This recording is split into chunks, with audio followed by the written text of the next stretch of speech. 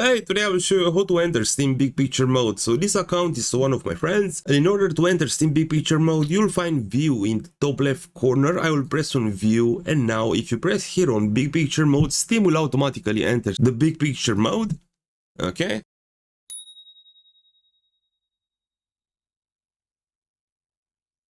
Beautiful, and in order to get out of here, you will have to press escape, ask on your keyboard. Now you'll find power, and at power, exit Big Picture mode. I will also show you how to make Steam automatically enter Big Picture mode. Every time you open up your computer, every time you open up Steam, it will get into Steam Big Picture mode. So press on Steam here in the top left corner. Now, settings. And inside settings, go at interface, and here you can find start Steam in Big Picture mode. If you enable these settings, every time when you open up Steam, it will get into Big Picture mode. And if you're using a controller, you can go to in-game. Here you can find also use Big Picture overlay when using a controller. So that being said, I hope this tutorial helped you out, and I hope you have a great day.